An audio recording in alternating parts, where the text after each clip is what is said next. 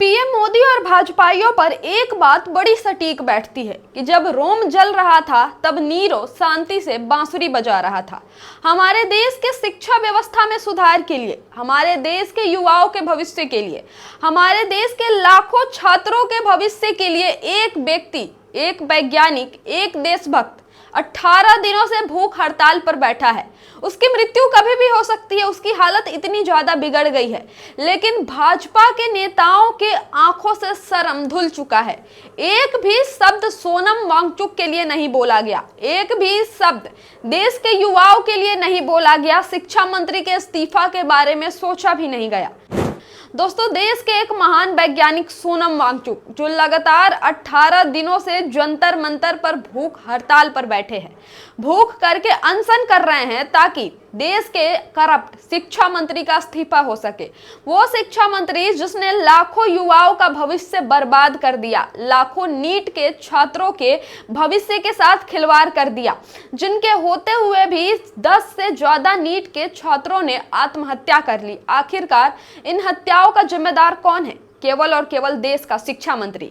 अब इस देश के शिक्षा मंत्री से कोई इस्तीफा ना मांगे तो क्या उसे माला से स्वागत करे? इस्तीफा मांगने के लिए सोनम वांगचुक और कॉकरोच जनता पार्टी, ये तमाम लोग जंतर मंतर पर कई महीनों से बैठे हैं। सोनम वांगचुक ने तो 18 दिनों से अनशन भी कर रखा है, एक खाने का दाना उनके मुंह में नहीं गया है। उनकी तबीयत लगातार बिगड़ती जा रही है, लेकिन भाजपा के अंदर से संवेदनशीलता मानिए तो खत्म हो गई है। लेकिन सोनम वांगचुक के लिए अब अखिलेश यादव सामने आ गए हैं। अखिलेश यादव ने दिल खोलकर सोनम वांगचुक का समर्थन किया है।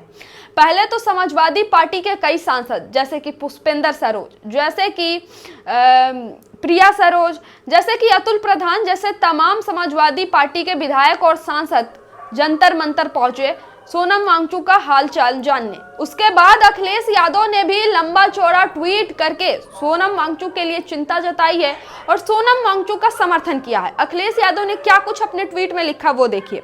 अखिलेश यादव लिखते हैं, विश्व विख्यात श्री सोनम वांगचुक जी से फोन पर बात करके उनके स्वास्थ्य के बारे में जाना और उनसे अनशन तोड़ने की अपील की।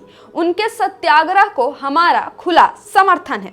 हमारा मानना है कि वो जनहित में इस आग्रह पर विचार करें। देश की संपूर्ण युवा शक्ति, उनके अभिभावकों, परिवार और परिजनों की आकांक्षा भी यही है, क्योंकि उनके नैतिक बल के देश बहुत आवश्यकता है। अतः वो पूरी दुनिया से आ रहे निवेदनों को स्वीकार करते हुए अपना अनशन तोड़ दे। यहाँ अखिलेश यादव सोनम वांगचुक से अपना अनशन तोड़ने को कह रहे हैं, क्योंकि सोनम वांगचुक की हालत लगातार बिगड़ती जा रही है। आगे अखिलेश यादव लिखते हैं, फिर कुछ दिनों का स्वास्थ्य लाभ ले और नई ऊर्जा का संचय करके पुनः नए आंदोलन में जुट जाए। उनसे सविनय आग्रह है कि वो नकारात्मक, भ्रष्ट, बेईमान, लोकतंत्र विरोधी सांप्रदायिक भाजपा के विरुद्ध हो रहे आंदोलनों को पूरे देश में विस्तारित कर जन एकजुटता की अखंड कड़ी बने। आगे अखिलेश यादव लिखते हैं कि नीट की परीक्षा के घोटाले के बाद मंदिर में चोरी के महापाप का भंडाफोड़ भी एक गहरा दिव्य संकेत है। डॉक्टर को देख धरती पर भगवान के रूप में ही देखा जाता है। हम सब तो मंदिर और मेडिकल दोनों के गहरे संबंध में विश्वास करते हैं। धर्म के मनोबल का और चिकित्सा का मनोवैज्ञानिक संबंध भी होता है। जिस तरह से संपूर्ण विश्व की मीडिया श्री सोनम वांगचुक के लिए चिंतित है, दिखाई दे रहा है, उसका एक दूसरा पक्ष ये भी है कि भाजपा राज में दुनिया भर में हमारे देश की डेमोक्रेटिक इमेज बुरी तरह से खंडित हो रही है।